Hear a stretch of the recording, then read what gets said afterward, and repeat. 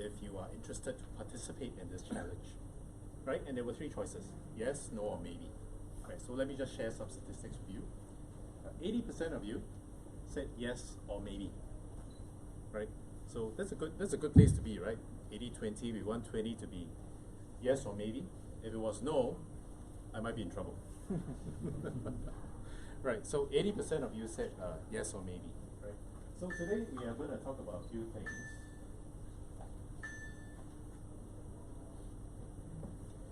For those of you who said maybe, right, we're hoping that the first part of the program, right, would convince you to say yes, right? So we've lined up a good number of my colleagues over, my counterparts in the organizing committee.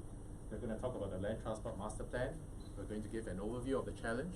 We've got a couple of great speakers, right? One from a startup, Eugene Lee here from Smrt, and Hanno Stegman from BCG Digital Ventures, who's on his way.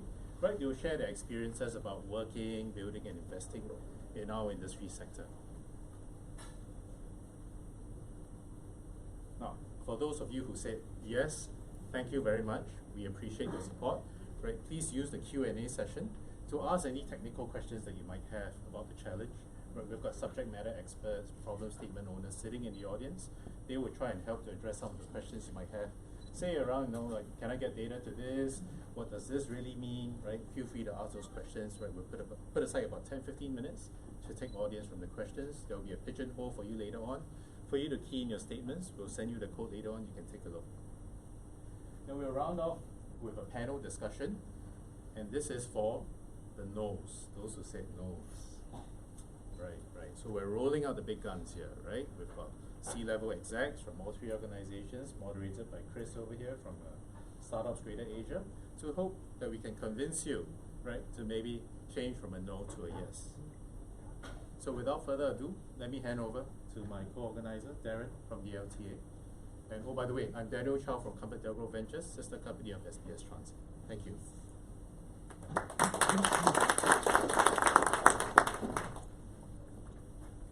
Hi, good afternoon to all. I suppose the last people sitting in the corner can hear me. Great, yep. So, good afternoon. Welcome again. On behalf of the team, I welcome and I'm appreciative of you taking your time off to attend this session. I'll just give you a very brief glimpse of what LTMP or Land Transport Master Plan 2040 means. It is really a very short glimpse and a very brief glimpse. Perhaps we'll start with the video, so at least it gives you a bit of background, then I'll recap some of the main points.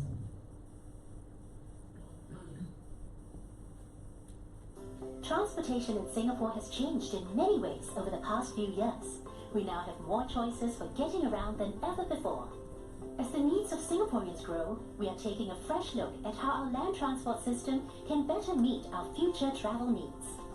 So, how will we shape our land transport system in the years ahead? For many of us, it's about enjoying convenient, connected, and fast journeys, with more options to walk, cycle, and ride. That means we'll be able to cover short distances easily by walking, cycling, or using personal mobility devices. For longer journeys, we can count on mass public transport like buses and trains, or shared transport like taxis, private hire cars, and car sharing. How will we make this happen? For a start, it'll be faster for us to get around with 20-minute towns and a 45-minute city. Eating out or going shopping? It will take no more than 20 minutes to get from your home to the nearest neighborhood center, where you can find shops, eating places, clinics, and more. And traveling to work during peak hours should take no more than 45 minutes, with transport improvements and new regional centers that will bring jobs closer to you. To achieve these goals, we're building about 700 kilometers of cycling paths by 2030, and will continue to expand our cycling path network to well beyond 1,000 kilometers by 2040. Transit priority corridors, which are dedicated bus lanes and cycling paths, will be built to enable faster travel. New lines and stations on our rail network will connect us to even more places on our sunny island. We can also look forward to having more integrated transport hubs, which will make our journeys more convenient. It will be easier for us to run quick errands along the way before transferring to our next ride. Technology will play a bigger part in our everyday travel. For example, autonomous, on-demand buses will be available in the future to offer us more flexibility to get to our destination. As our needs continue to grow, the land transport network will be enhanced to become even more inclusive for all. We can create a more gracious and caring community too, by looking out for one another and helping others so that everyone can enjoy their daily commute. Initiatives like priority queues and cabins will be implemented. There will also be more wheelchair-accessible facilities in our public transport network to help those with trouble using steps. The elderly among us will find it easier to move around, with more resting points and lifts at overhead bridges. For our commuters with special needs, new technologies like audio alerts will help them board and alight from buses more easily. Public transport staff will also undergo more training to provide better support for commuters who require assistance. We want to wake up every morning to a clean and safe environment where everyone can enjoy healthy lives.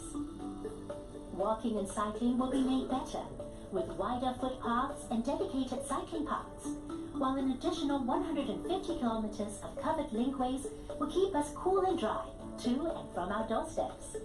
To create a more livable city, our towns will be redesigned with more spaces set aside for community users.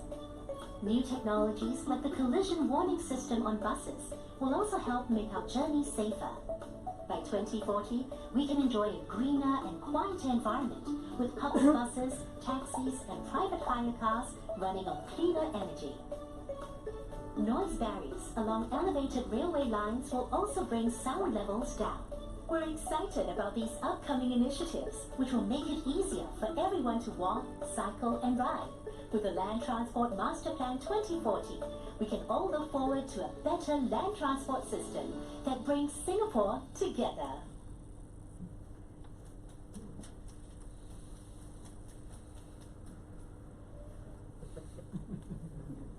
Well, at least we got one exciting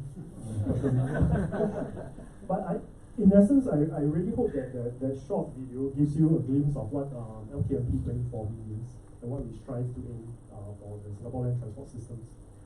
Indeed, your role, I mean, those that are in this room plays an important part. I hope it gets you all excited because your product, your service, or your solutions will be able to add value add to LTMP 2040. In essence, it means these two key points: 20-minute town, 45-minute city, transport for all, and then healthy lives, stable journey. So what does it mean? Essentially, what we are doing is we aim to bring work closer to the people so that your journey is shorter. That encapsulates the 20 minutes town for me. The 45-minute city is more an extension of that work, whether is it rail, active mobility networks, and more options for walk, cycle, and rides.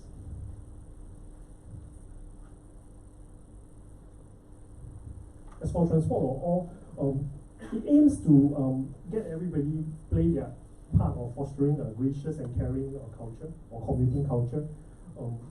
We aim to, as you see in the video, we aim to have that barrier-free access. In the video, it shows you that the visually impaired person can probably get an audio alert. In fact, our recent trial with Mavis app has proven to be helpful for people who have special needs when they're taking bus journey. So, the last point that I want to cap is more healthier lives and safer journey. So, beyond the first 2 points, we are dedicating more spaces for community use, public transport, and essentially enabling us to redesign towns such that beyond we're having workplace closer and the part of having a cleaner energy fleet by 2040. And the last part is on the re-education and enforcement efforts towards a safer Vision Zero environment, such that land transport fatalities will be reduced. This, in essence, hope to achieve a better quality of life with a better land transport system by 2040. And your solution and your part has important things to play. With that, I pass it to Axel. Okay, good afternoon, everyone. Thank you, Darren.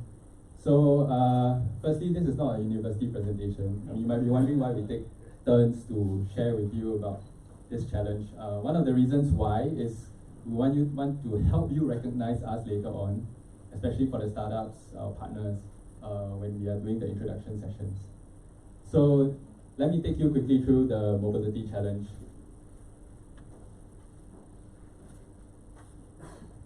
As you know, this is the first time that you have regulator, Smrt, and our lovely competitor, ComfortDelGro, coming together to organize a challenge. And you might be wondering why. The reason is public transport, we feel, might not be noticed so much by startups, but we feel that there's a lot of opportunity to innovate in this space. Of course, we couldn't have done this without our key partners and our program partner, NUS Enterprise, who, we are in their premises today. So let me just quickly go through this. I'll keep it simple. The first point is really about showing people that the public transport industry is changing. We are becoming forward-looking. The second point is this concept about open innovation. Companies everywhere are trying it. We're not just jumping on the bandwagon, but we believe that there are solutions that can come from outside the domain that could benefit public transportation. Lastly, of course, as Darren has already shared, Singapore has a vision. The vision is to achieve this Land Transport Master Plan 2040. And so this is one of the steps that we take to support that goal.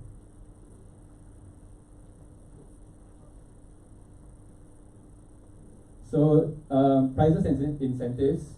I think this slide should actually be written as incentives and prices, because what we know is that not everyone is looking for money, right? And more importantly, it's about working with the stakeholders. So the second point, opportunity to trial your proof of concept, I think that's important. We have put in quite a lot of work, I would say, the different organizations to bring our BUs forward, our business units, our subject matter experts to be here to talk to you. So it's not just a PR effort. Lastly, you guys may be the experts in AI and data analytics and all of the different software tech, but there are experts in how the trains run, how the motors work, and they are here today. So I don't think I need to say more about this slide. If you notice, the three categories are the same as the Land Transport Master Plan. And if you have been to our website, there are 19 challenge statements. Each of this, behind every challenge statement, there is a business unit. There is a guy who needs some help to solve his day-to-day work. And that's why we're doing this. So key date to note is this thing over here, 11th July. You have less than 2 weeks to submit. So we're looking forward to your submissions. Beyond 11th July, some of the key dates to note. You will have 1 month, right? We will shortlist 6 finalists from all of the startups that we meet. These 6 finalists will have the opportunity to work more closely with the business unit. Now, what do we mean by more closely? It means that you might get access to some data points that you need. You might maybe you get to do a site visit to actually get closer to the problem. And you might get also workshops that are organized through our partners. For example, we are talking to Microsoft and they say they can do something around AI and ML. That's something that we hope to bring to the startup and our BUs as well. Of course, the finale of it all is Demo Day at Sg Innovate. I'm sure all of you who are in the industry know about Sg Innovate. And the little sweetener at the end is the Industry Day. This is LTA's Industry Day, so a lot of key people in the public transport industry will be there. And what we're providing is we want to showcase the winner at that avenue as well. So just a quick overview. The judging panel will consist of the CTO level of the 3 companies. So Mr. Lam Wee Shan, Chief Innovation and Technology Officer at Land Transport Authority. Mr. Gan Boon Jin, Group Chief Digital Transformation Officer at SMRT, Mr. Neo Eng Ho, who is the Group Chief Technology Officer at ComfortDelGro, and last but not least, Mr. Yossi Kiet, the Executive Director of SG Tech. So that's all for the challenge. Later on, you have the opportunity to join us for Q&A and also maybe some networking. Just a quick guide, everyone who's wearing a red tag comes from the organizations. Those who are wearing green are the startups, so maybe you want to keep your eyes open from now. Thanks.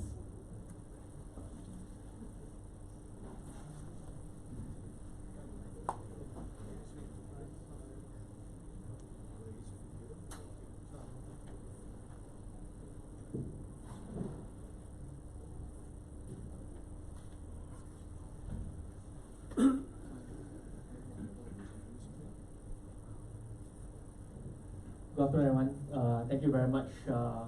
My name is Eugene. I'm from Ministry of Movement, otherwise known as SWAT. It's a pleasure to be here. We work very closely with the three organizers, LTA, Comfort, and SMRT. And I think it's quite fitting for us to be sharing a little bit about our company and our experience working on the recently concluded on-demand public bus trials. So let me maybe introduce a little bit about what our company does prior to talking a bit about the trials. Right, so the company was founded some 3-4 years ago, and at that time there were some observations that we see. For the first time, right, for the first time, there are actually more people living in cities than in rural areas. So urban productivity is very directly proportionate to the efficiency of our transport systems. Consequently, it leads to congestion, pollution, a lot of governments having to invest or pressure to invest heavily in infrastructure, right? At the same time, ride sharing, ride hailing is becoming a very big disruptor in the industry. However, studies have also shown that they're actually adding a lot of empty vehicles on the road, leading to congestion actually. And this is also same in Singapore. We do find more empty vehicles because of distance traveled as well. Lastly, we do see the dawn of autonomous vehicles is coming, right? Apparently, to have all these benefits. But looking at this slide, you can see 40 autonomous vehicles will still take up so much land space as compared to an autonomous bus, right? So our vision is a high capacity pooling platform, right? So we're looking at pooling people on vehicles that are more than 4 persons, maybe 7, 13, in LTA's case it was 45. And we believe we're not trying to disrupt, we're trying to complement and integrate with existing public transport options, which I'll share a bit more later. We believe that our system can be a central command system, right, to essentially manage these the demand and supply. And finally, when the autonomous vehicles are here, we can integrate our platform with these AV platforms as well. So a little bit about our technology. I mentioned high capacity pooling. We have a passenger app for booking, a driver app that receives the routes, and a operator interface, right? So we handle real-time bookings, which means every time a booking comes in, if an offer is generated for the passenger, the driver gets the updated route. So that's updated in real time. If you cancel your ride, we also in real time update the route as well. So that means it's dynamic. We are not there's no fixed route. The whole route is driven by the demand, and we believe we have a world-class algorithm. We have submitted to various benchmarks in the world, and we believe we've come up tops in more than half of those categories. And of course, there's proven technology we've deployed in Singapore. We now have a service in Sydney, which I'll share a bit more.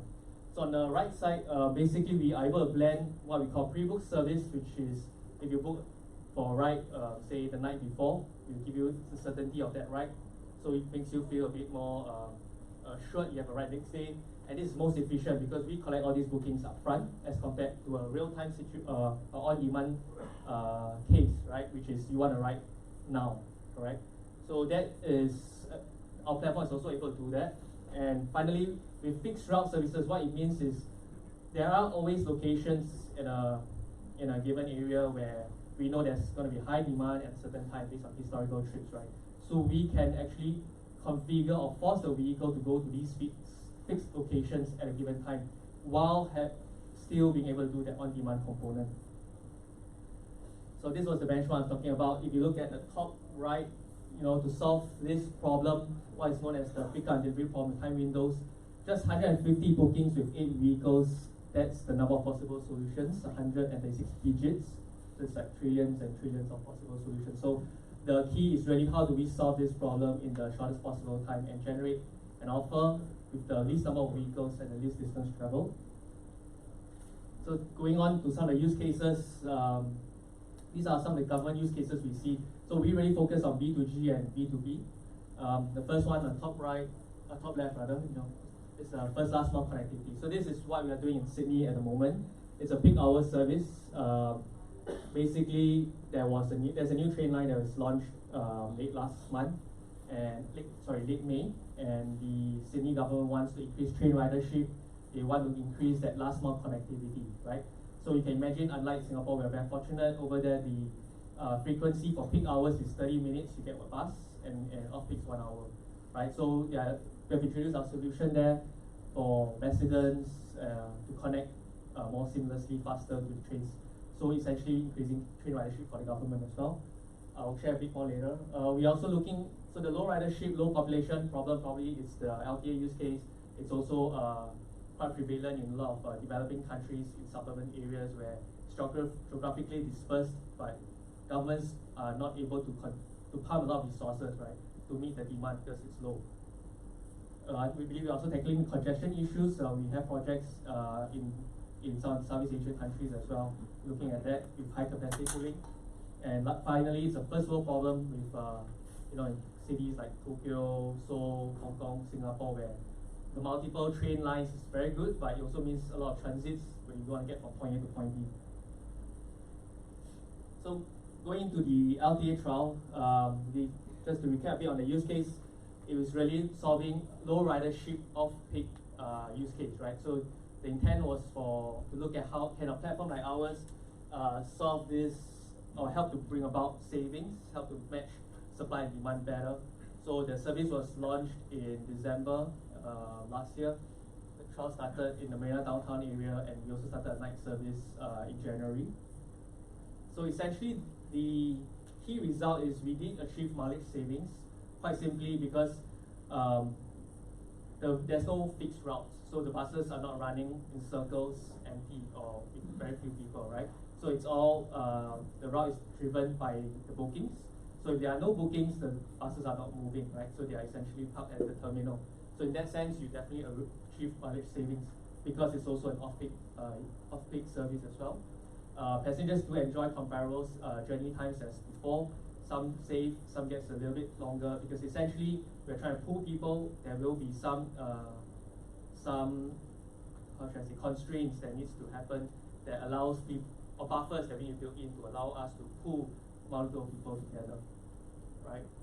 So far the reception of the service seems pretty positive. Our App Store ratings is pretty high as well, right?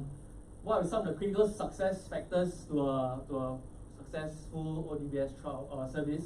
We think so far what we're seeing, the first last mile use case seems to be pretty strong. I'll share a bit more about the Sydney trial later. It's important that the Joe fans must have shortcuts, right? So that the buses can take the shortest possible route. Since there's no fixed route, we can take the shortest routes. So if the Joe fans has no shortcuts, for example, they are all one-way roads, then that is that could be an issue, right? Regular riders definitely helps with the service, and minimal competition. So for example, in Sydney's case, the alternative is a very expensive Uber ride or a bus that comes in every 30 minutes to an hour, right? So that's what we mean by minimal competition. Of course, we're continuously investing in awareness, ensuring people knows about the service, increasing accessibility. There could be some people that are literally not so savvy, they may not know how to book a ride via an app. Maybe we can explore other avenues of bookings. Could be call center bookings, could be something at the bus stop, right? Implementing pre-booking, like I mentioned just now, pre-booking gives certainty of the ride. So sometimes this is favored by riders, especially during peak hours. You don't want to know whether you get a ride only that very morning. You might want to book the night before. And smaller vehicles means access to more roads, smaller roads, as compared to larger vehicles. So you can imagine certain roads networks will not be accessible by the large buses that we have. Going on to the case in Sydney. So this is our service that started in 26th May. We work closely, this is the service jointly with Comfort Delgro in Australia. So far, it's turning out pretty well with the highest first month ridership of any on-demand bus trial launched in Sydney to date. Right, our app's pretty well received as well. You do see quite a number of pre-book, so the certainty, like I mentioned. So this is one customer success story. Morel, she goes to work. She used to take an hour 40 minutes to get to work every day, and now she just takes 30 minutes because by taking the on-demand bus, going to that train station, the new train station, the new train line, and downtown, right? So this is a real story. We need to put this up. We should put it up on our app feedback. So this is Natalie, same thing. She basically gets a shorter journey time to work. Right? So we are continuously working with Transport for New South Wales to also identify areas of high demand, looking at historical trips, looking at where we can potentially increase the catchment area to increase the ridership. We're also working closely, of course, with CBC to implement this as well. So this slide really summarizes it all, right? We believe that our platform complements every stage of a public transport development, right? Whether it's in a developing city or a developed city like ours, right? So in stage one, you will see probably in some of the Southeast Asian cities where they're just starting to implement fixed route buses, fixed route services, right? We could go in there and help them with congestion issues, low ridership issues. And when it's on stage two, when they start to have some simple train network, we could look at first last mile connectivity, and then when it gets more complex like our case, or in larger cities, then is to solve the multiple transfer problems. Right, eventually, hopefully, when autonomous vehicles come, I mentioned, that's our vision, to integrate with their platform. So we are continuously enhancing our platforms in a bid to increase customer satisfaction. This, maybe I didn't mention this just now, but high capacity pooling requires a bit of walking, right? So imagine we're trying to hand over people together. So sometimes we will require people to walk. Of course, it's always being reviewed on a case-by-case basis. In Singapore, walking was set to 0. In Sydney, there's a certain little bit of walking. So this helps to increase the efficiency as well, right? For service. We also get feedbacks from drivers saying certain routes may not be favorable, it may be a hazard, maybe they can't do a turn here. It's too last minute for them to do a right turn, for example. So those we also incorporate. What we do is we actually can turn off these roads in our custom road network as well, right? Speed maps are very important because we are computing the offer to our passengers, right? So the more accurate our speed maps are, the closer we match the planned timings with the actual service timings. And of course, we're always trying to improve our UI UX to make it easy for customers to use. Just a little bit round off about the team. Gerald and Arthur are the co-founders. Gerald started pretty much since he graduated. He was an entrepreneur since he graduated from NUS. And Arthur himself is the chairman and CEO of Global Group. Right? There are some of investors, some notable names, familiar names out there as well. Yeah. And our board advisors. That's it. Yeah. Thank you.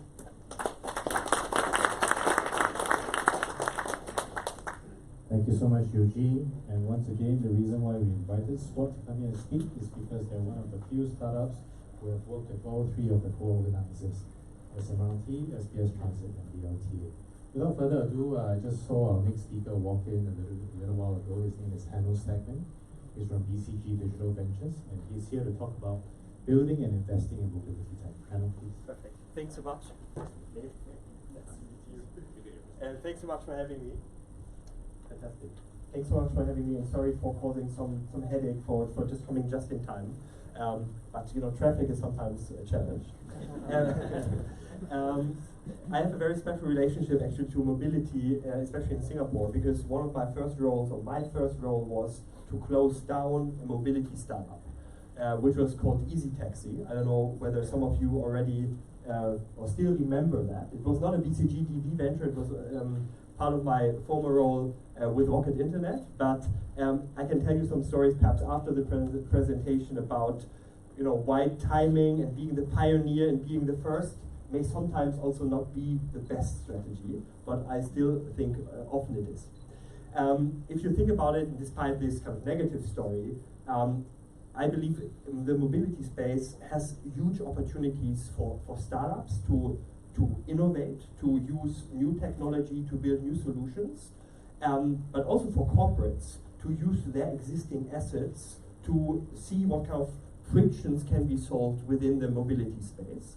And if you think about it, especially a place like Singapore, where the LTA, but also all other big players are investing so much in infrastructure, this creates just a ton of opportunities. And that is why also we as BCGDV are extremely excited about working in the mobility space. And I just wanted to take a couple of minutes to give you an intro of what is DV, what are we doing, what is that all about, what have we done in the mobility space, and what could be probably interesting examples to inspire you a little bit and think about how might we adapt that in Singapore as well. And then last but not least, also share a bit of trends, observations, of potential future tech opportunities that we see in the mobility space. So, let me see how that works. If that works. Second button. Technology, yes. Thank you so much. So, quick intro about DV. We are part of Boston Consulting Group, but we are not consultants ourselves. We are company builders. So we build startups together with corporates. Why do we think that's a good idea? Because we believe corporates have fantastic assets, especially in the mobility space. Assets often play a very big role because it's still a very infrastructure-heavy industry and a very infrastructure-heavy sector. But sometimes, at least, corporates don't have the go-to-market speed as a startup can have it. So we were started with this mission to say, how might we connect best of both worlds? So taking the assets of a corporate and the knowledge, the IP, the connections, but approach innovation with a startup mindset. So we have set up around 80 plus companies. I think we target around 100 companies probably by mid of this year, all around the world. And actually I'm standing here also as a representative of our new Singapore office, because we are just setting up a new office in Singapore to be also much more present in Southeast Asia. So it's all about really building ventures that have an impact and that connect those two dots and those two worlds that have a lot of things to work on in common, but sometimes don't speak the same language, and that's what we try to bridge also with our work. The typical corporate innovation dilemma you're probably all aware of. I think actually I see a lot of companies that overcome those challenges already quite well, but still we have seen that as a very common theme around the world working with big corporates, that sometimes you do not yet have the full risk mindset to try out new things, to try to fail fast as a startup would do it. And this challenge is kind of one of the core elements we try to address with our approach. So we try to go very rapidly with our project through kind of 3 core phases. One is innovation, so identify ideas, identify concepts, but look at them how a VC would do it. Not look at it probably like a corporate would look at it, like a strategic project or like a strategic initiative, but rather try to assess it, whether it's a good investment case, whether you could put money in, and whether you could bring it to market very fast. The core big topics we try to kind of address and leverage in that space are, what kind of assets can you really leverage to make it work, and what is the problem you're solving for. So these are one of the 2 core questions that we try to kind of ask again and again everyone we are working with, because these are some elements that are sometimes, although it feels like a very basic question, sometimes forgotten. And then it's about incubating and building companies very fast.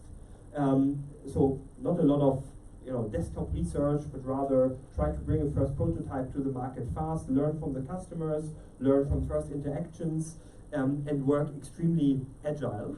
Again, for I think all of the startup people, kind of a common theme and a common way of working, but not often a way of working that would be anticipated and approached by big corporations. So again, a good example of how that can be kind of best of both worlds can be put together.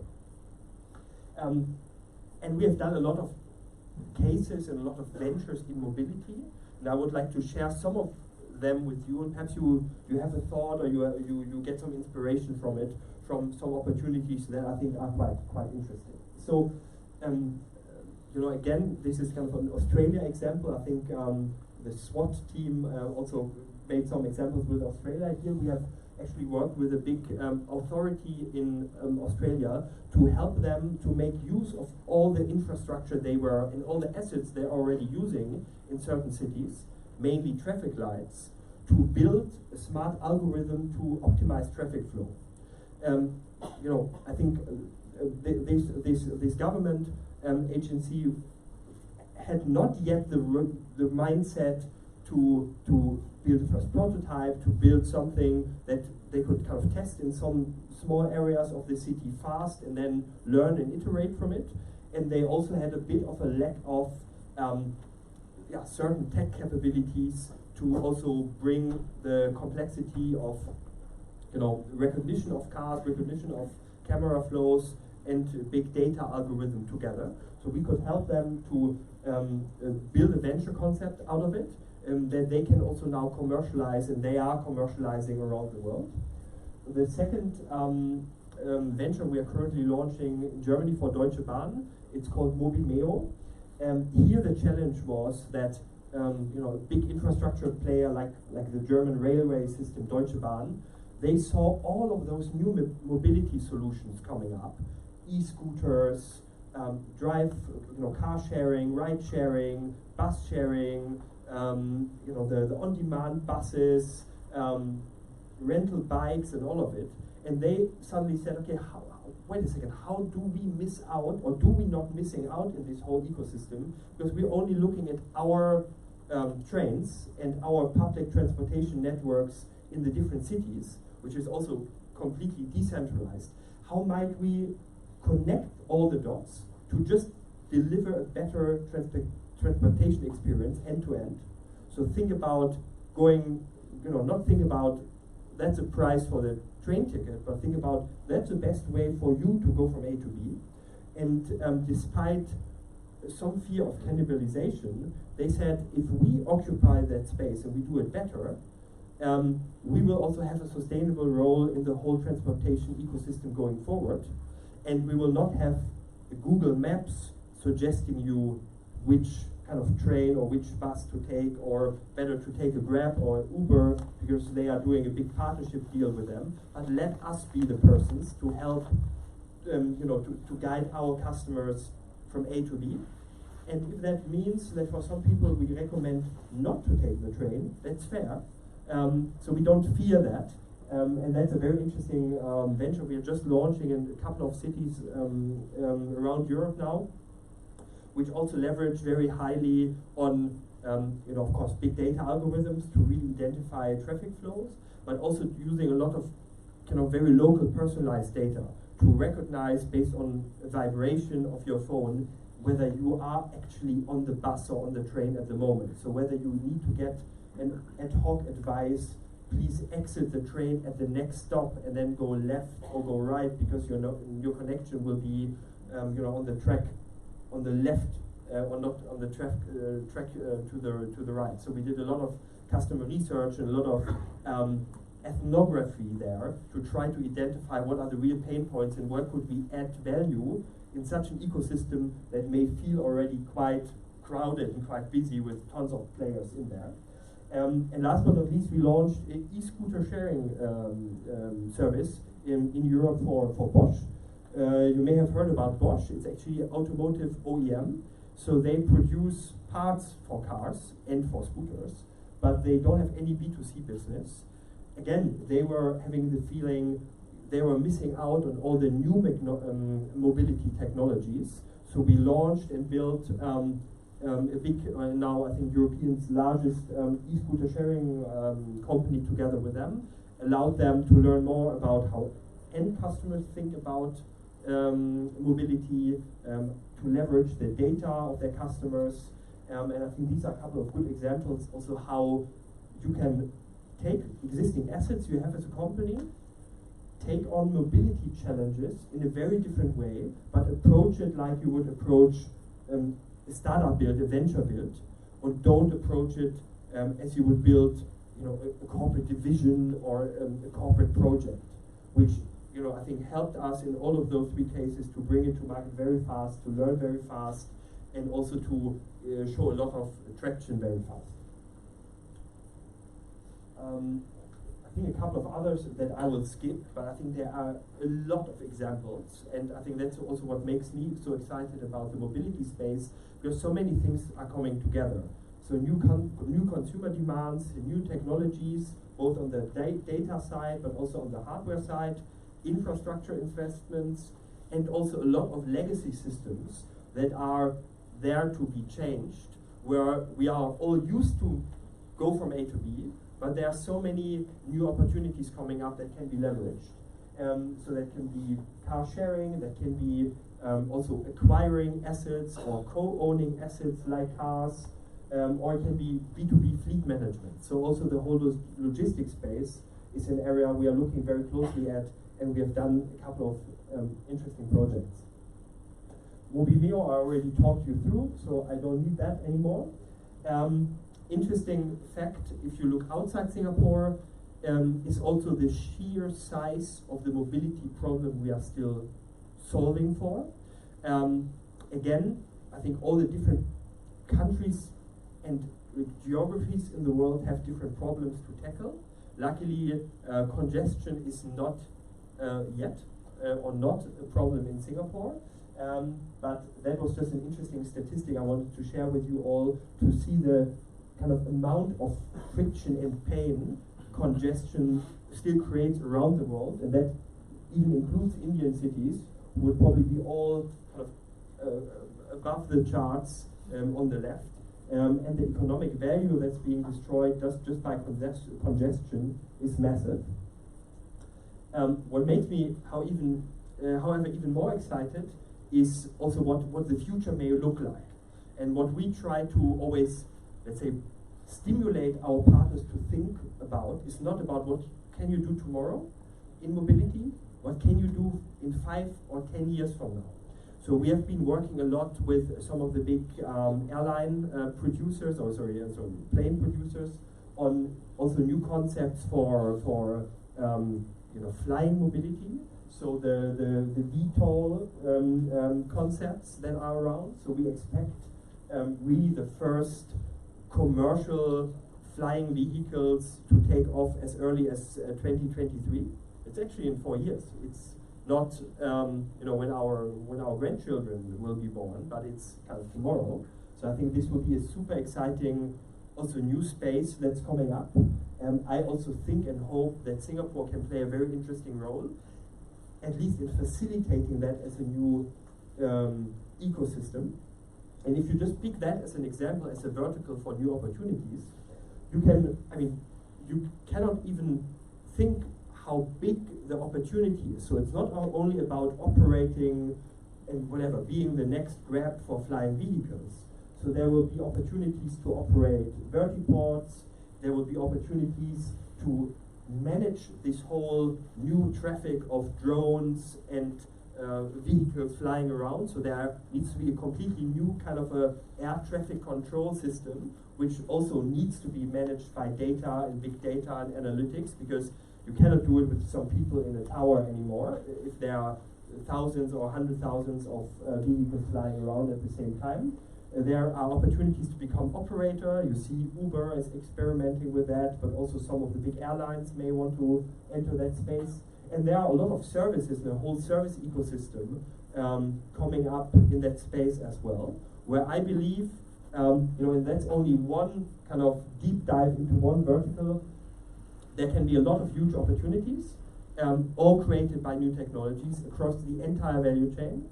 And as a piece of advice and recommendation, when we try to test concepts and ask ourselves, would we build this, would we invest in it, we always ask ourselves 4 core questions, and kind of try to build a case along 12 elements.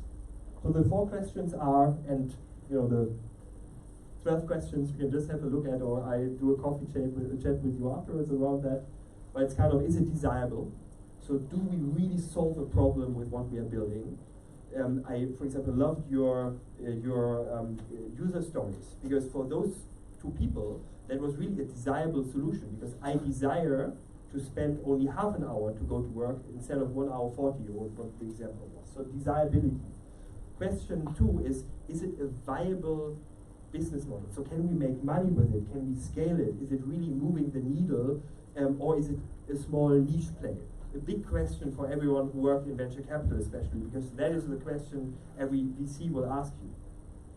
Is it technically feasible? A very interesting and kind of question I could talk for ages about. My only piece of advice is, don't say too fast, it's not feasible.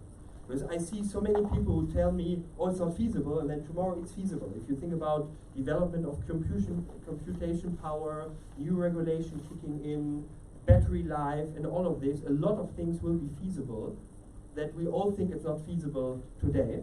And I don't want to quote this stupid quote about the IBM manager who said there will only be a market for 5 supercomputers, and we all know that we have 2 supercomputers in our pockets right now as we speak.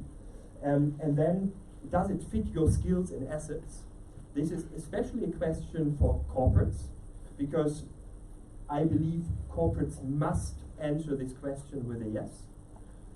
So it must be something where you have a right to play and a right to win, and where you can leverage existing assets. But it's also a very important question for startup teams, because sometimes they have a great vision, but they perhaps don't have the necessary skills or the team that's required to pull it off. So when you're not sure with this question, do you have the right skills or assets, also think about how you might be able to change your team or compose your team or partner with somebody in the ecosystem to get those complementary skills and assets. And there is a lot of opportunities also in the corporate and startup partnerships to basically fill this gap, and I think we already heard about a couple of good examples. Thanks so much for your time. I tried to stick more or less with the 10 minutes. I don't know whether that works. But thanks so much, and I'm happy to chat afterwards with all of you. Thank you.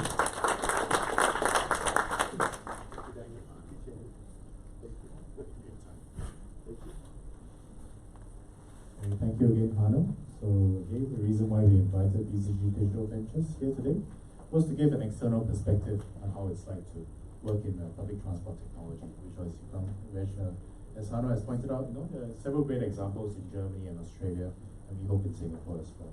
Right, so the next segment would be the Q&A. So let me just pull out a screen on my computer. Hang on one second.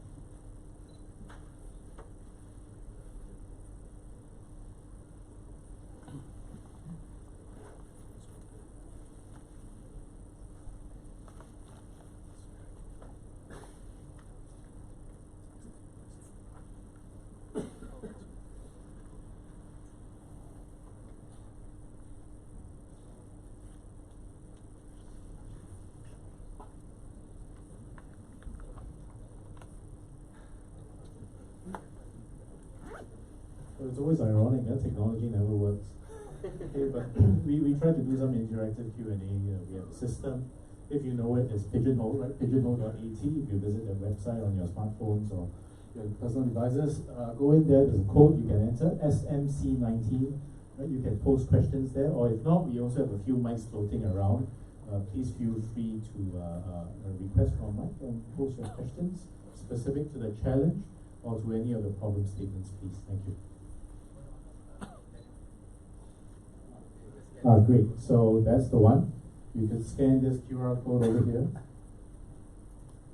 Or go to this website and enter this passcode to post your questions, please. Thank you. Old school mics also available.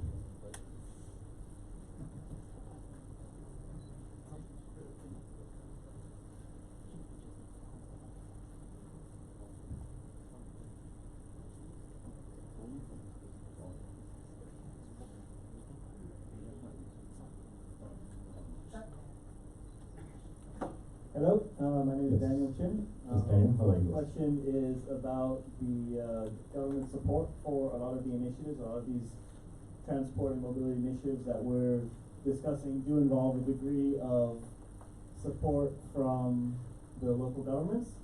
My question is, specifically with regard to the master plan for 2040, do you feel like LTA regulators are in line with the initiatives that they would like to see happen in Singapore, and what are they doing to create a favorable environment for startups to actually experiment and test and build their solutions in that direction?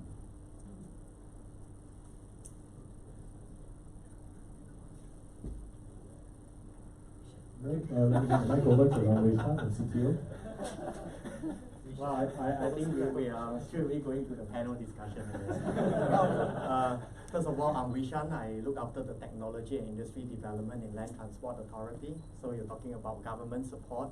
First of all, on the Land Transport Master Plan, we are deeply involved. In fact, we drive the master plan in terms of the various extensive dialogue sessions, and we collate all those feedback. May not be attending to all kinds of feedback, but we cluster them and we presented it as what I think we have heard just now.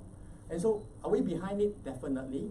One way or another, we would like to explore with different methods, technology, also processes and planning to kind of achieve that. That's why we gave ourselves broadly 20 years to try to aim for that. But intermediate milestones and execution is key. And so, while we put it as a master plan 2040 so that we can dream big, in terms of execution, we are looking at the key next step. Mobility challenge is one way of engaging the industry, business to come together. Specifically on your questions, are there any support? There are various kinds of support that you can expect, whether is it for the startup, whether for locally based companies and so on. One, many of us receive feedback or requests for data. As you know, land transport, when you work on solutions and all those, you are like to base it on something that is objective.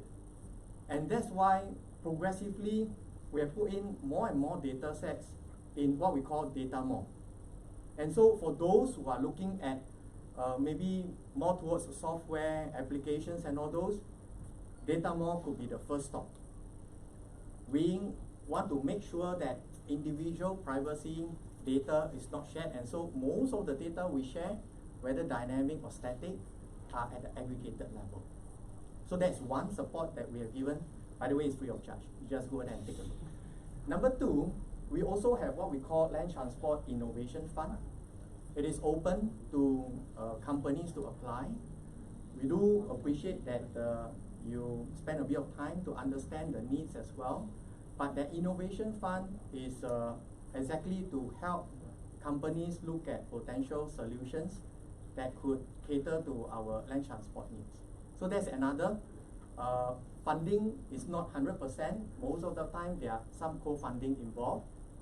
But I think there are also mechanisms like this, mobility challenge and all those. And quite often, we also roll out grant calls. Same intent, sharing what are some of the more focused problem statements in various parts. It could be active mobility, it could be on the rail or bus sectors. We try to share as much as possible in terms of the problem faced, and then we hope that you, together with research institutions, schools, put up proposals that we can evaluate, and we select and work with those partners on specific problems and solutions.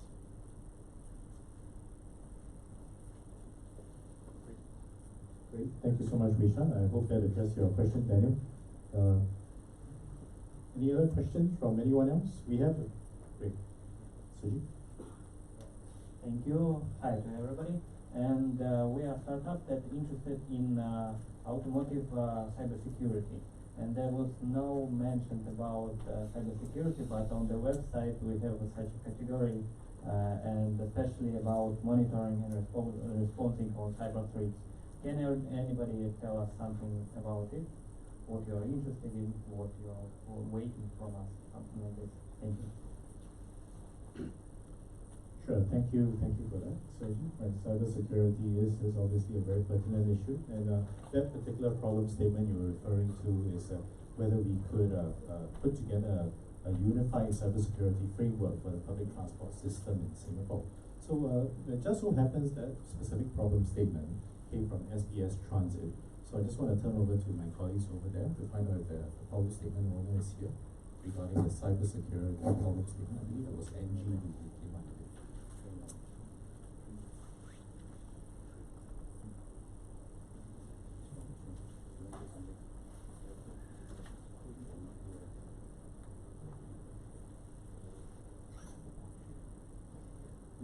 Okay, seems like the problem statement owner isn't here today, sorry about that. But if you'd like to, maybe you can look for me later on, right? If you let me know what your question is, I'll make sure the problem statement owner gets to it. Thanks, and thank you so much, Sergi. Apologies for that. Yeah. Thanks. Right, so now just to take a couple of questions from Pigeonhole. Right, there's this question from, let's see now, which one is it?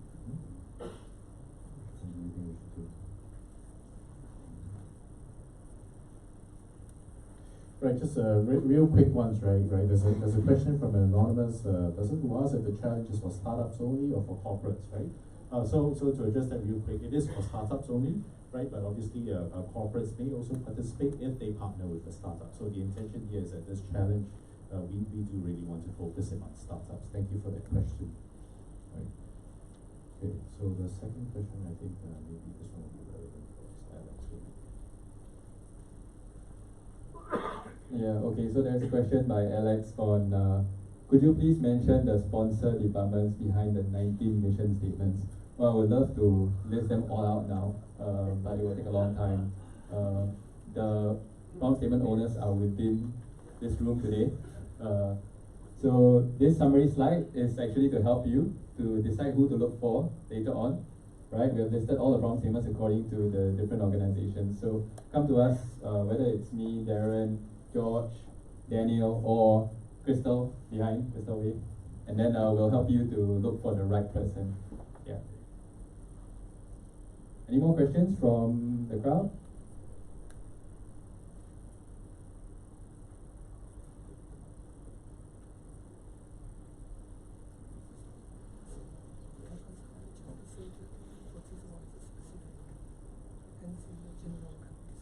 Okay, there's a pertinent question on IP, so I'll just answer this. The IP belongs to the startup. Okay. There's a question on, There's a question on how strict is the challenge statements. You were saying that our startups can help on the 2040 plans, but there's no challenge statement applicable to us. In this case, the SMC or the mobility challenge is structured within these 19 challenge statements, with specific departments actually providing all the issues or challenge. So beyond which, if your solution needs some adaptation or modifications to meet this, then please help. If not, we can always participate next time. More can I?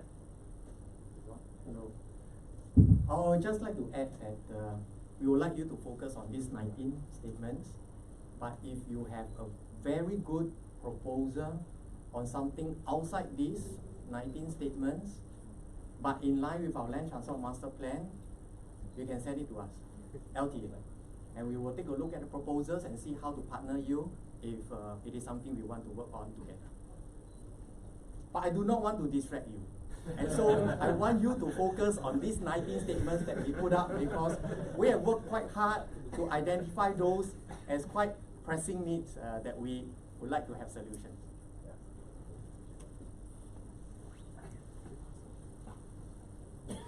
Okay, great. Thank you again, Risha. Right. So one last question, if any. from the audience? Yes, please. Hi,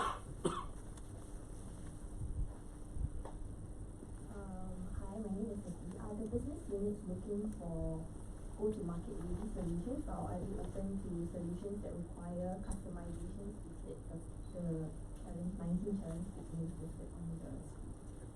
Customization.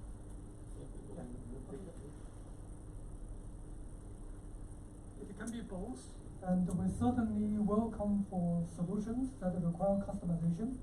After the challenge, as Wishan mentioned, we have additional funding to support proof of concept and implementation. Okay, great. Thank you so much.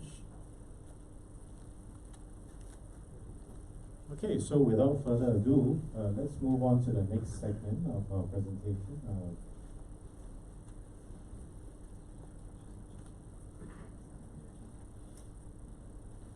Panel discussion. We said we would be rolling out the big guns, and we really have. May I please invite Bridget, Sipeng, please.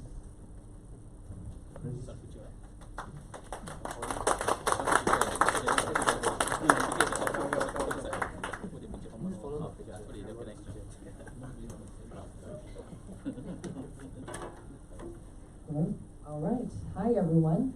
So, really excited to be part of this conversation and really excited to hear more about the 2040 Master Plan.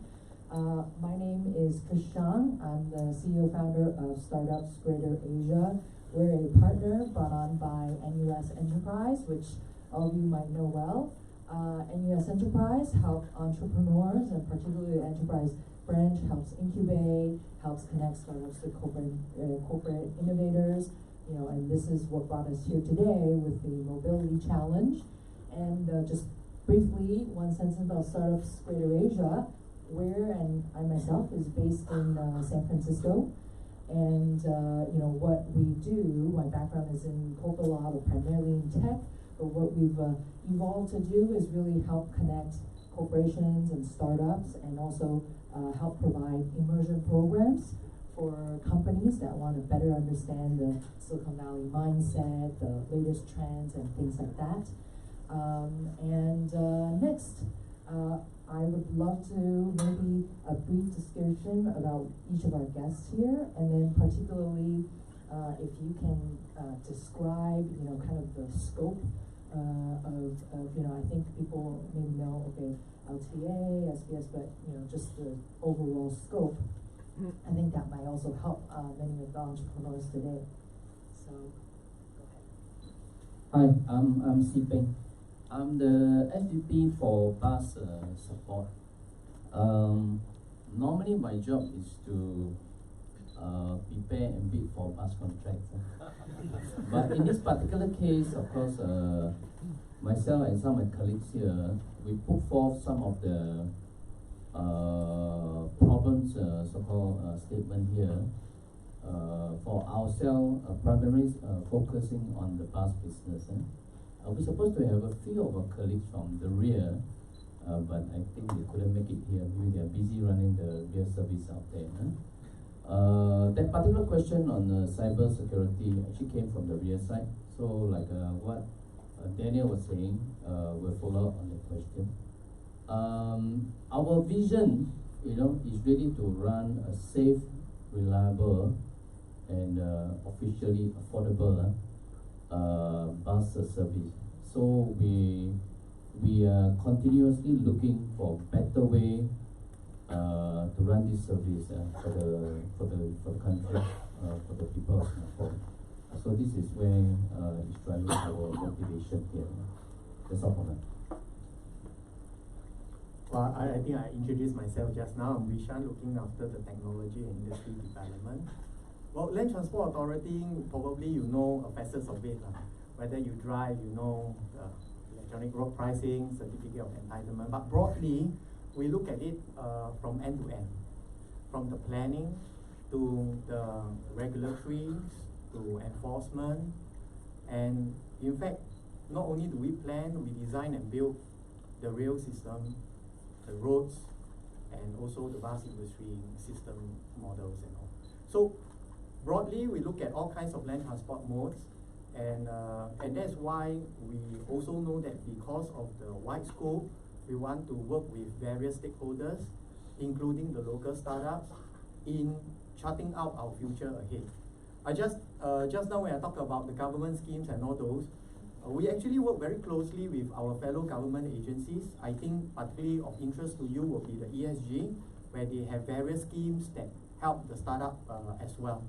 So look at us as a whole of government, and that it's not just LTA looking at land transport, but in this case, we are not looking at just an idea, solutions to the problem statements, but we're looking at how do we continue to explore the ideas. Not all ideas will lead to full implementation, but I think we are in this spirit of co-creating and try to tackle some of the issues together. Good afternoon, Bunjin from SMRT. SMRT is a 22-year company that's focused a lot on rail transportation, and we also have bus. And we are trying to use digitalization as a means for us to basically overcome our challenges. Firstly, maintenance complexity. Secondly, in terms of administration. And thirdly, is actually to improve on our commuter experience. Okay, of course, we share the same objective with CPIC in terms of getting reliable, safe, and sustainable business for SMRT. If you look at the problem statement, I think we are focusing on maintenance issue. How can we make our maintenance more effective? Administration operation, how to make it more efficient? And of course, the third part is actually on commuters. And we believe a lot of the solutions, I think, can be achieved through digitalization, which actually in the company itself, we are already embarking quite substantially across the company. So we are trying to transform the way we operate since from day one. Okay, so I look forward to the suggestion proposal from the startup, and hopefully we can apply or implement some of these ideas. Thank you. Great, thank you. Thank you. All right, so next, maybe you can also share some color on how you think Singapore's transformation landscape is unique. How is it unique, and maybe some limitations that you face? You know, you have a lot, you have the existing network, there's a lot you already have in place. But what are some limitations you're running into that you think that these startups can help you with? I think one of the main challenges for us is actually our manpower. Okay, we have, although we are quite a major rail operator in Singapore, but in terms of scale, we are really small. In terms of the manpower resources, I think it's already limited. That's why part of our objective is also beyond looking at technologies to actually improve the skill set of our engineers, technical officers, technicians as well. Okay, so this is one of the key things, and of course, with technology, we hope to make our job more efficient.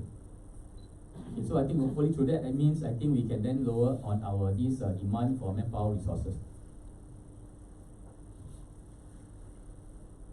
Many of our policies and action plans are really to address some of the constraints as well as our people's expectation. So in terms of the people's expectation, the basic need is to move people and goods around efficiently and also effectively. What it means is that everybody would like to go to from point A to point B at the fastest mode, but there are various costs to it. And that's why when we look at mobility, we are asking ourselves, how could we facilitate this? First, by providing many different modes. And you choose what kind of modes work for you. It could be sometimes dependent on speed, comfort, maybe as well as cost, just to name a few factors. That's one. The second is also we are mindful of the constraints that we have, and we have to grapple with that. Manpower constraint, as what Bunjin mentioned, is very real for us because land transport employ a large number of people, and we do have many people working behind the scene to maintain a fairly complicated system. We also have a land constraint, and as a result of land constraint, we are asking ourselves whether we could use policy, we could use technology to continue to facilitate such movement of people and goods without having too much cost, monetary cost, time cost, and so on. So land constraint is another that we potentially have to grapple with. The third one, increasingly, is also being inclusive.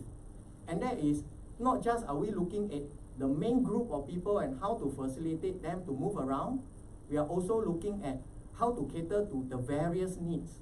And the moment you start talking about the diverse needs, your system becomes even more complicated. Persons with disability, elderly, working adults who probably is rushing from point to point, family with young kids, all have different ways of traveling from point to point. How do we cater for them? Goods, then now with e-commerce, have a different pattern. How do we cater for them? So these are some of the challenges that we grapple with, whether you are looking at planning, whether you are looking at service delivery, usually these come back as one of the main considerations. For SBST ComfortDelGro Grow, we have three big constraints. First is ideas. Second is technology ideas. And third is good technology ideas. And we put money where our mouth is. So at ComfortDelGro Grow, we have today a transformation office. We want to see how to bring ourselves to the next S-curve. We want to see how to better transform ourselves. So we, where's Daniel? Daniel is a member of that. When we are busy trying to make money, we don't know what they do every day, but we presume they are working very hard. And beyond that, of course, we have a promise, 100 million startup fund. First few millions have already gone out. I mean, Smrt is one of our so-called target, so-called startup. They help us, we help them in the recent, just finished the trial sponsored by LTA. So I'm not trying to sell, but work with us. If you're good, you know, the 100 million is behind waiting for you. Okay. Great, thank you. Yeah, and I appreciate your upfrontness and sharing some of your pain points so the founders know what to tackle. Next, maybe put you in the tough spot again is, since you will be on the judging panel and looking at these startup proposals, and different startups have strength in different areas. Some have deep tech, some may be able to commercialize more quickly, some have come from industry backgrounds. If you had to choose, if you can kind of give us a sense of how you're prioritizing different aspects, or some might be more mission driven, like for seniors, for people with disability, how are you ranking teams with these different factors? And it doesn't have to be, you don't have to pick one, but We are very practical. We don't look for technology, but we look for solutions. Okay, so I think we have to make sure that the solutions that is being offered can really solve our problem. The technologies is for the university to go and explore, but for us, we need to apply. So I think when you present the ideas, try to understand our perspective, our challenges, and answer to that question. And not talking about technology, which can be very irrelevant or maybe too futuristic for us. Okay, so that's what we are looking for. For me, especially as a Smrt. Well, for me, it's the same. We are looking at applications. It need not be time to market of now, but the applications need to be at some point in time. And this has to be come across as number one, understanding our issues fairly well to be able to articulate that this is a problem I'm solving. Number two, having very clear action plan as to what goes after so-called your demo or trials. I think we have seen quite a number of ideas where it looks good at the demonstration phase, and you probably can support that looking good, having a very excellent demonstrations by having support here and there. But when it comes to a full-scale demonstration, a full-scale execution, it becomes a lot more difficult. So what we are looking for is that while it could be an idea, it could even be a demonstrations thereafter, but it has to be something beyond that, so that we can incorporate into our day-to-day. So if you want to impress us or me as a judge, you need to articulate your understanding of our issues. Number two, have very clear action plans in terms of what you can achieve today based on your tech or ideas, and what you can achieve tomorrow, but back with good action plans. Fortunately, I no need to answer this question because I'm not on the judging panel. But having said that,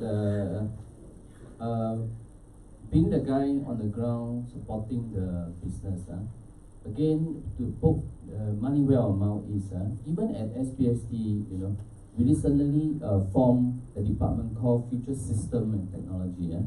The guy is sitting there, his name is Ping Kai. So recently he put out a proposal, it's called Project Thor. The guy that hit the thing and hammer, Project Thor. We got some money. We are looking for technology, AI and data analytics specifically to improve our ops performance. So this, for us, among the few factors that she say, our number one criteria to our IT department is a rubber hit the road. The best is you come to me today and you can roll out something tomorrow. That is what we want, because every minute is time to us, it's time to the commuter, it's also money to us. Great, thank you so much. So next is maybe a follow-up to this last question is, advice for the startup. So, you guys have already saying technology is good, but what's absolutely necessary is solution to our problems. And so to get these startups in the mindset, because public transportation is very complex, and you're thinking a lot of things, safety, security, scale, all these different things. So maybe there's some more that you can share about helping these startups get into that public transport mindset, some things that maybe they should be thinking about, in addition to, just their solution, but when it's adopted in that public transportation context. Just advice in general, also, what's gonna help them make it in this public transportation industry.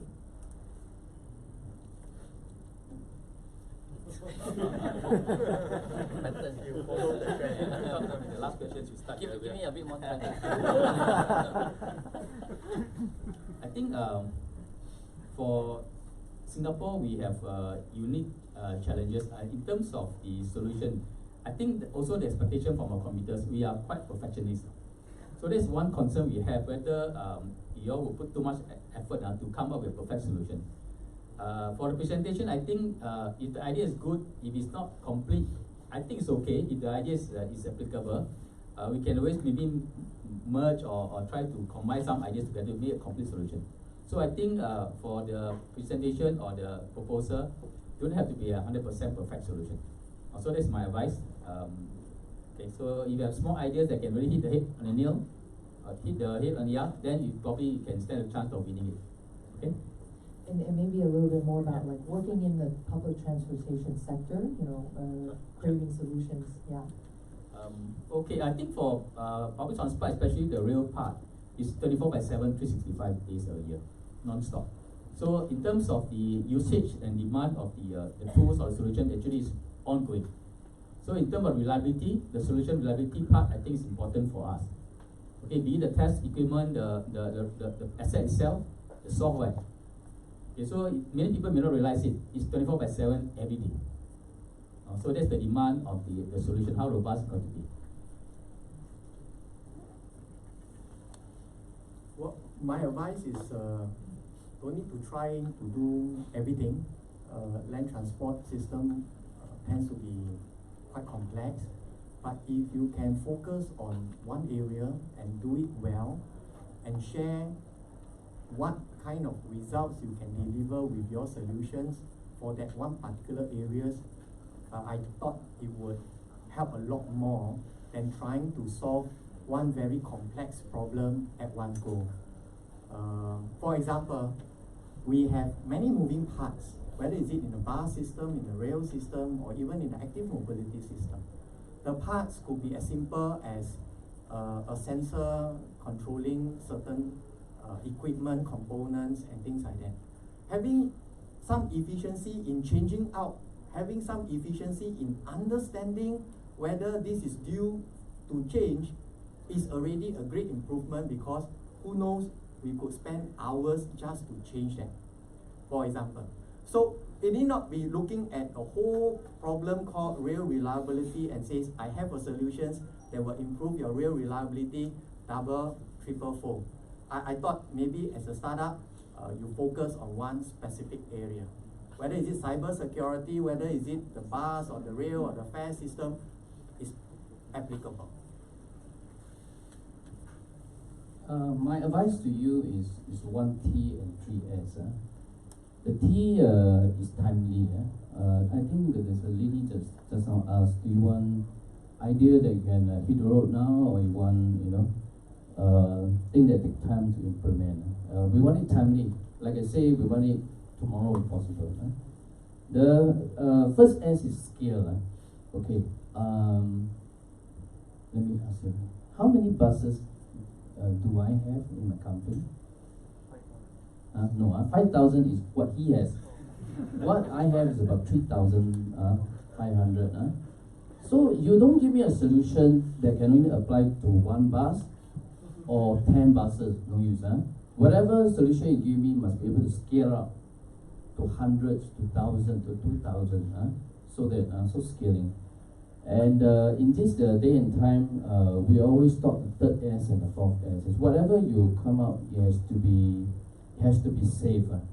You come out as a solution that potentially can harm young kids, old ladies, no go. And last but not least, it has to be secure. Whatever system you come out has to be secure, meaning that people cannot break into the system, people cannot sabotage us. So 1T and 3S. Great. So what I'm hearing, kind of just to summarize a little bit, is there's definitely complexity in the problem. So for the startups, maybe pick certain areas and focus on that. Don't be perfectionist about it, because especially for this challenge, the various agencies are looking for new ideas. They're open to partnership. They're open to provide support and industry advice. So this is not you need to have a complete, solution. So that's really great to hear. And then maybe on that note, if each of you could share a little bit about how you're envisioning working with these startups, or what kind of support you think, or what kind of industry expert, if you have some examples, whether it's in the work that you've already done with SWOT, how you would be working with the startup and supporting them. We in Smrt, we also have our startup. Mobility X is one example. I think we also work with SWOT also. I think Excel. So we have experience, but we want to do more. So I think different startup come with different way of working, but I think we can manage that. I think, and we also have a small, we call it investment group, Momentum. They look at opportunities. So they will be able to operate like a startup with the support from corporation. That's what some of the earlier speakers said. We can give the context, I think, and then we want to allow the startup and the small unit to be more mobile, more nimble. So we don't want to impose too much on them, and then they run on their own. Our experience working with the startups is quite different from the commercial entities in that we are looking at supporting your ideas if it could be of use to the sector, not necessarily directly to LTA per se. Number two is quite often the startup is also looking at regulatory facilitation. Sometimes the rule is written in a way that have to manage at the steady state, but at the startup you may want certain openings to at least exhibit the capabilities of the idea, and how we could facilitate some of this exploration by carving out some part of the current regulatory within a safe kind of area. It's something we we will try our best to meet you in your requirement. So do not second guess what could be our considerations or decision. If you do have a certain need to seek our facilitation, state it quite clearly. What is the aim? How do you mitigate if it's not in line with the regulations? And why do you need to have certain space like this so that we can better understand you and facilitate you? And this way, the working with the startup can have a mutual understanding in a not so conventional environment. Mentor, ops visit, looking at the system, all that, these are given. But I want to borrow something from the army also, So before, during, or after a proposal, I think what we have put on the table is some kind of tabletop exercise, some kind of ground deployment exercise before we actually implement it eventually. I think that is the value add we will propose. Great, thank you. So we're almost at our last few minutes, so maybe one more question is, we put together 19 problem statements here, and I'm sure that there's more, right? If you have more time and more, whether it's within these 19 statements or just overall in general in public transportation space, what do you think startups are not thinking enough about? Maybe an issue in the 19 statement you think might be overlooked, or public transportation things that maybe some people, they're not ready to submit an idea yet, they're just here to learn about public transportation, and you want them to think about some ideas. Where would you focus their attention?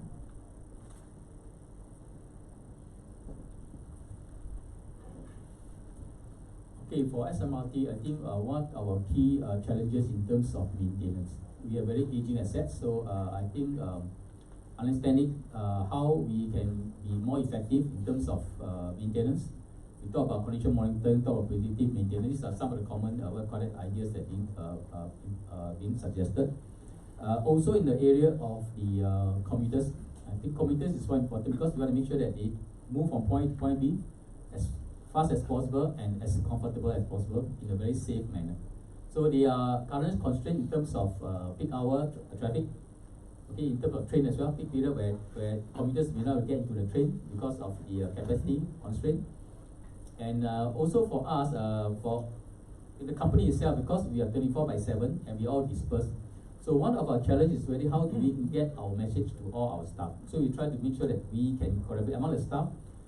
We can exchange ideas and collaborate and solve problems as fast as we can. So a platform whereby we can get messages, get ideas as soon as possible will be useful for us to improve on our operation. And of course for us also, we want to connect with our commuters. We want to make sure that we will have an effective way of getting feedback so that we can know the pain points before it boils over. Okay, so we want to be ahead of time so that when we know that certain trends are coming, we want to be able to act on it and not wait for complaints or negative feedback to come along. So these are three key areas. I think we can understand where we are coming from. That will be very useful for us. And I think just to add, Noah, I forget if it's maybe a conversation with the other organizers, is a lot of people don't realize when a complaint comes in public transportation space, it's not one complaint. Yes. Usually is many people have the same complaint and it all comes at once. Yes. So that can be a big issue. So maybe as a scale, for SMRT, our train trips is 2.2 million train trips a day. Either way, it's 2.2. So it's a very big touch point, very widespread, the whole country. Just for the rail itself.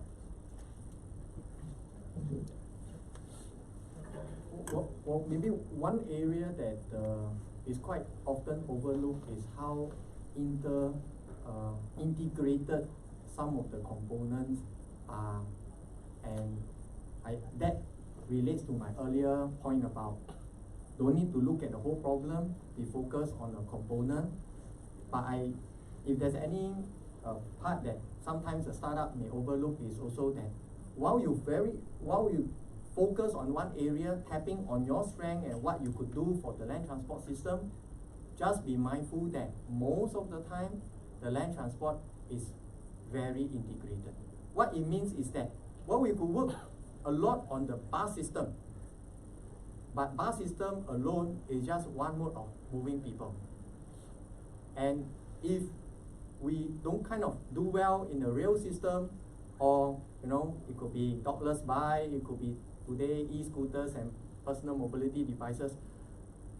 It is not just one mode and that's it. So when we look at, when you try to find out more about land transport, just be aware that actually one mode affects the other in a pretty integrated way. And pay attention to that as you focus on one particular area and give us some of your ideas in that particular area. Looking at solution to solve maintenance, HR, safety, I think it's common. And it's a matter of time, some companies, some startup will propose something. Personally, I think the most superior startup one day should be looking at affecting social and cultural habits. I give you one real example. All of us in SBSD, we take turn to take bus ourselves and observe what is a trend and what is right, what is wrong.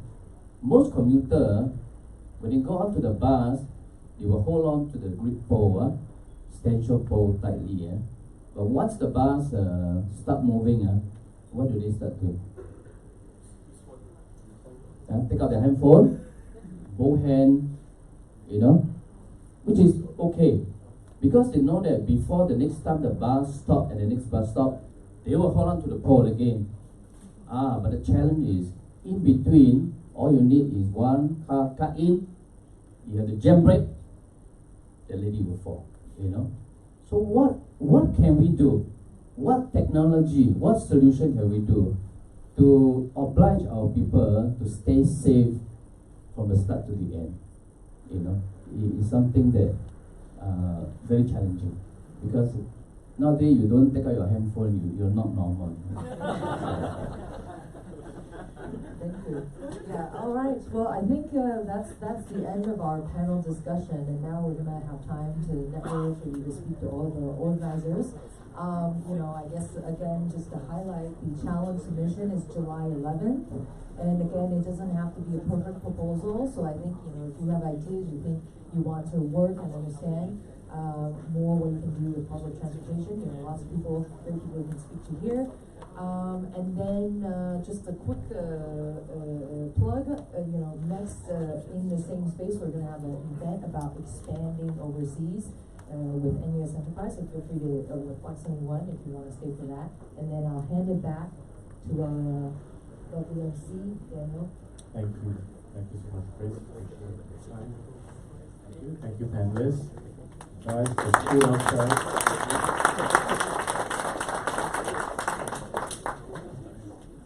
There's food outside, and the only one standing between you and the food, so please go.